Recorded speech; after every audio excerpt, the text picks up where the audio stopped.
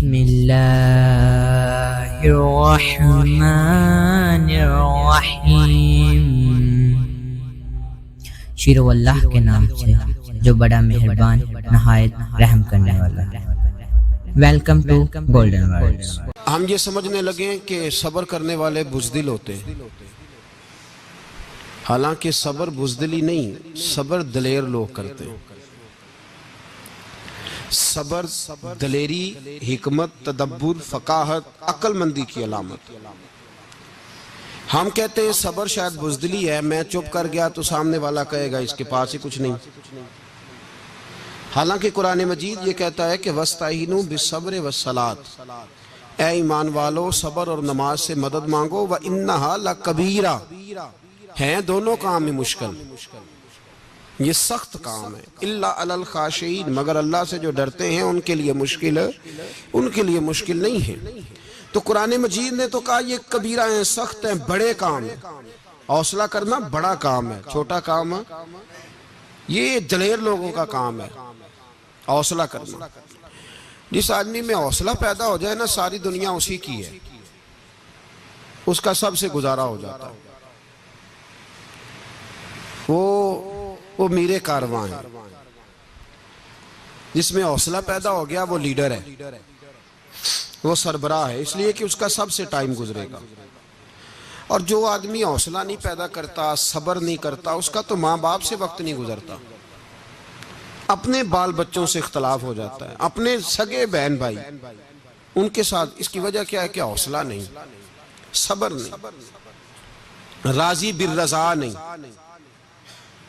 جو آدمی سمجھ لینا اللہ میرا رب ہے اور میرے حق میں جو کرے گا بہتر ہی کرے گا، وہ آزاد ہو گیا، وہ آزاد۔ جیم جان دا کچھ وسا نہیں ہوں، جان یار نو دے تے شاد ہو جا، اس سے دل دے ہیں فساد سارے، دل دلبر نو دے تے آزاد ہو جا، تے جو رکھے آباد تے رو وس دا، تے جدوں کرے برباد برباد ہو جا۔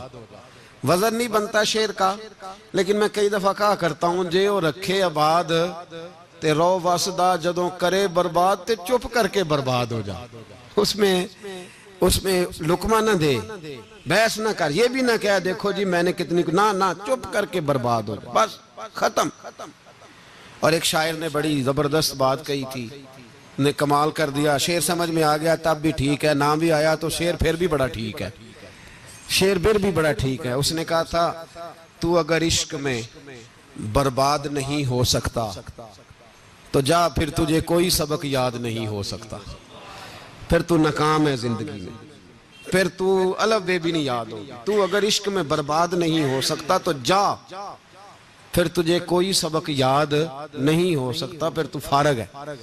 تو عزیزو یاد رکھو، صبر، حوصلہ، دانائی یہ آپ کو بڑا کرے گی۔ میرے رسول پاک صلی اللہ تعالیٰ علیہ وسلم کو اللہ نے سمندروں سے بڑا حوصلہ عطا فرمایا تھا، سمندروں سے بڑا،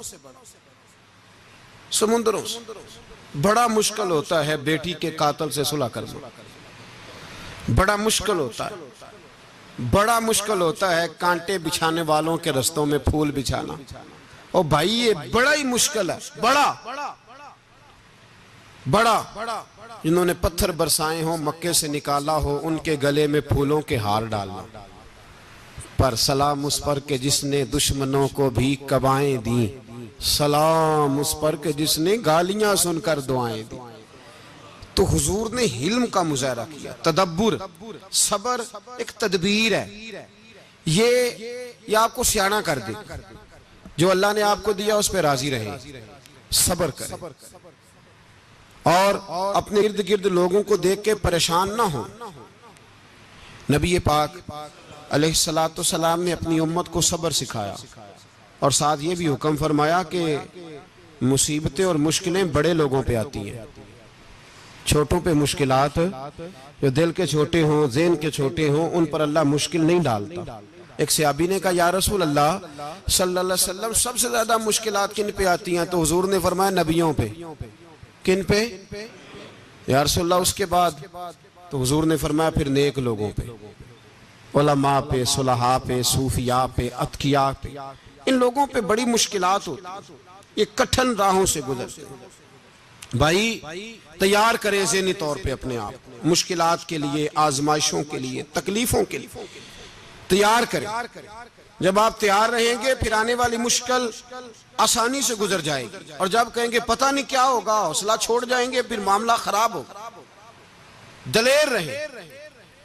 نبی پاک صلی اللہ علیہ وسلم کے مدینے آنے سے پہلے ایک شخص تھا، عبداللہ بن ابی سلول اس کا نام تھا.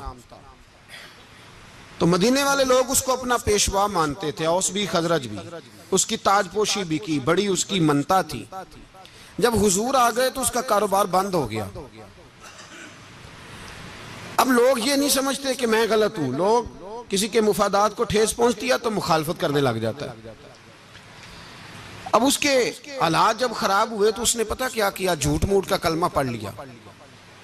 سمجھ آ رہی ہے باتوں؟ جھوٹ موٹ کا. اور منافقوں کا ایک ٹولہ اس نے تیار کر لیا جس کا قرآن مجید نے سورہ منافقون میں ذکر کیا. ایک جنگ کا موقع تھا، نبی پاک صلی اللہ علیہ وسلم تشریف لے گئے تو عبداللہ بن ابی سلول بھی چلا گیا. حضرت عمر فاروق رضی اللہ تعالیٰ عنہ کے ایک غلام تھے، وہ پانی لینے کنویں پہ گئے. ادھر سے انصار میں سے، چونکہ حضرت عمر کے غلام مہاجر تھے، انصار میں سے ایک شخص پانی لینے پہلے سے آیا ہوا تھا. پانی بھرنے میں کوئی اختلاف ہو گیا، جھگڑا ہو گیا، مار کٹائی تک نوبت آ گئی. حضرت عمر کے غلام نے کچھ چیز مار دی، اس شخص کو زخمی ہو گیا. اس نے پکارا، عبداللہ بن ابی سلول نے سمجھا کہ موقع اچھا ہے، دوڑا ہوا آیا اور آ کر اس نے کہا انصار مدینہ بھاگ کے آؤ، جلدی آؤ. اور بڑے غلط جملے استعمال کیے. کہنے لگا اگر ان لوگوں کو تم اپنا بچا کچا کھانے کو نہ دیتے مہاجروں کو تو آج یہ تمہارے سر پہ نہ بیٹھتے. معاذ اللہ، ایسی باتوں پہ کہا کرے. بولے یہ روزمرہ کی گفتگو میں عادت بنائیں، کوئی ایسی بات کرنی ہو تو معاذ اللہ استغفر اللہ کہہ کے کرنی چاہیے. اس نے کہا کہ معاذ اللہ اب ان کو بچا کچا نہ دیں تو یہ ہمارے سر پہ نہ بیٹھتے. شور کیا اس نے. ہمارے ہاں بھی سیانے بندے پنچایت کے لوگ وہ کہتے ہیں تو اس برادری کے بچے سے ہی مار کھا ہے، پتہ ہی نہیں چلا، جا اسے مار کے آ، سر پھاڑا، یہ کار پھوڑ دے اس کا سر اور دیکھ میں دیکھ لوں گا بعد میں جو ہوگا. یہ عقل مند لوگوں کے مشورے نہیں، یہ جاہل لوگوں کے مشورے. ناراض نہ ہونا، پر یہ نبی پاک صلی اللہ علیہ وسلم نے فرمایا ہے، حضور کا فرمان ہے. یہ کن لوگوں کا کام ہے؟ بول کے بتائیں، بول کے. پڑھے لکھے سیانے بندے اس طرح کے مشورے یہ بالکل نہیں دیتے، جاہلوں کا کام. پکارا، مہاجر سارے اکٹھے ہو گئے، انصار سارے آ گئے. اور جب انصار آئے تو مہاجرین کو بھی پکارا، مہاجر بھی آ گئے.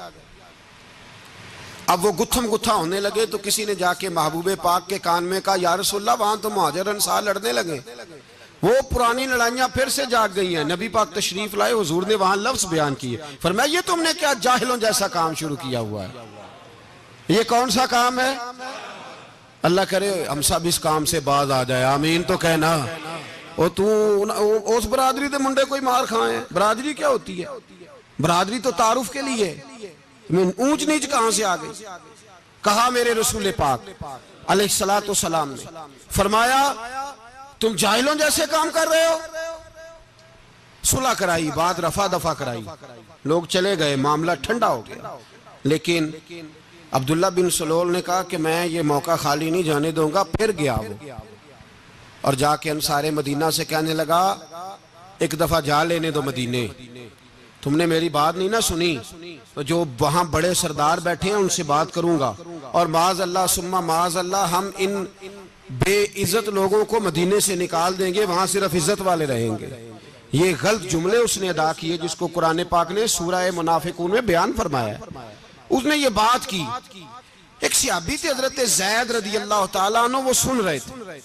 آ کے عرض کی یا رسول اللہ صلی اللہ علیہ وسلم عبداللہ بن ابی سلول تو اس طرح کہہ رہا ہے کہ مدینے جا کے عزت والے دوسروں کو نکال دیں گے، اور تم اگر اپنا بچہ انہیں نہ دیتے تو معاذ اللہ آج یہ ایسا نہ کرتے. حضرت عمر نے بھی سن لیا، حضرت عمر نے بات سن لی. तलवार निकाली और दौड़े।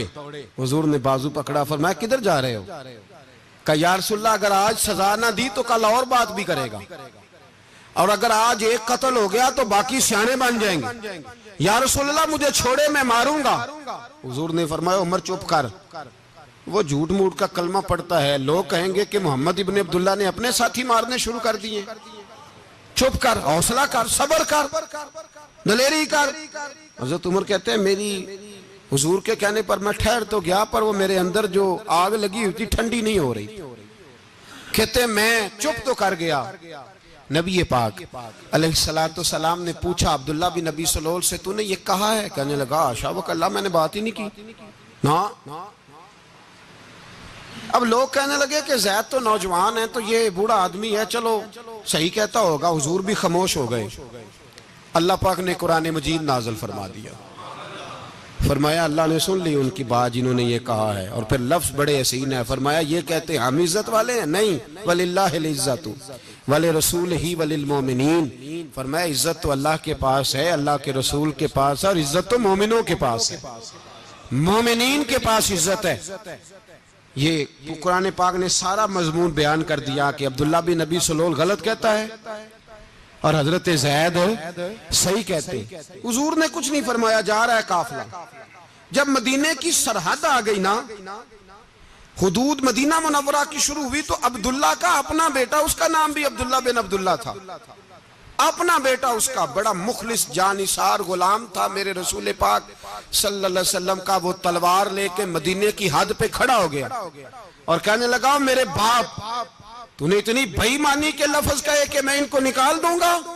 कहे अपनी जुबान से कि मैं जिल्लत वाला हूं, रसूल पाक को अल्लाह ने बड़ी इज्जत अता फरमाई, कह वरना मैं तेरी गर्दन काट दूंगा। बोल, कह हुजूर भी इज्जत वाले और नबी पाक के गुलाम भी इज्जत, कह अपनी जुबान से कह मेरे रब का ये फरमान है, वरफाना लका जिक्रा, हबीब मैं खुद तेरे लिए तेरी शानों को बुलंद फरमा दूंगा।